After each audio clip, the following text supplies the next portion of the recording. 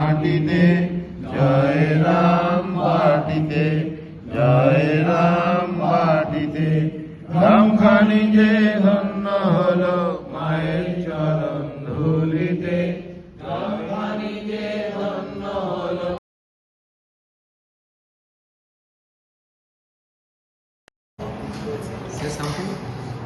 খুব ভালো লাগছে আজকে ঠাকুরের প্রসাদ পেয়ে অন্নপ্রাশনের দিন।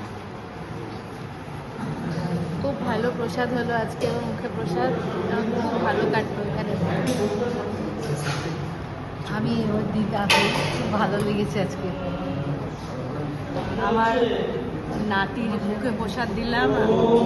তিন দিন ধরে মহারাজকে বলে গেছিলাম আজকে আমরা কয়েকজন প্রসাদও পাবো। দাদুরা আমার যে কি ভাগ্য, আমার মানে জন্ম জন্মান্তরের ভাগ্য যে আমি মঠে মায়ের সামনে দুর্গা মণ্ডপে নাতির মুখে প্রসাদ দিতে পারলাম।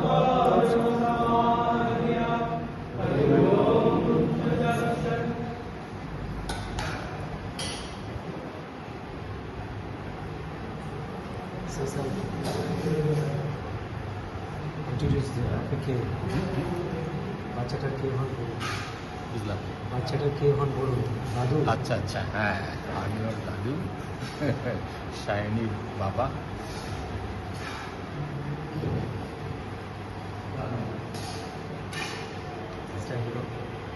আমি আমি হচ্ছি নাটের গুরু। আমার বেশি কথা বললে আমার রেস্ট্রিকশন আছে, আমি বেশি কথা বললে ভিডিও করতে নেই। প্রোটোকলের বাইরে থেকে কিছু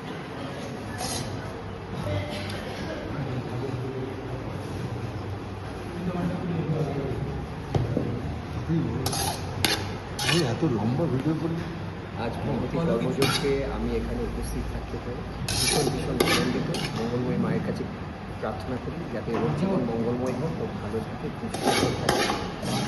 অতি অল্প দিনের মধ্যে ঋষি আমার হৃদয়ের একটা বন্ধু হয়ে দাঁড়িয়েছে। আমি খুব লাগছি যে আমি ওকে আমার লাইফে পেয়েছি। ধন্যবাদ।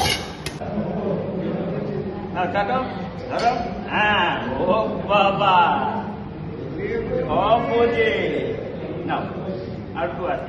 আমি বলে দিচ্ছি ওটা ওঠেনি।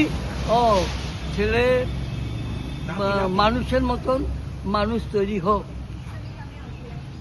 এবং তার দাদুর মতন যেন ভালো ভালো মিষ্টি পরিবেশন করে সব সময়, বেশি করে। অরূপ তোমার বাণী। আর কি বলবো? আশীর্বাদ করার মতন ক্ষমতা আমার নেই, তাই প্রার্থনা করি। বলুন। আর সে তো বলা হয়েছে। না, ওটা তোলা হয়নি, তোলা হয়নি। ভালো লাগবে না। আরে বলুন।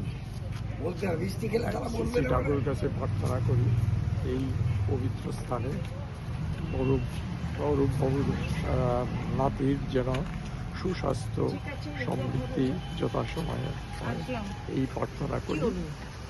আর আশীর্বাদ করার ক্ষমতা আমার নেই, কারণ আমি আমার সেই ক্ষমতা অর্জন এখনো করতে পারিনি। আশীর্বাদ আমি ঠাকুরের কাছে প্রার্থনা করি। এই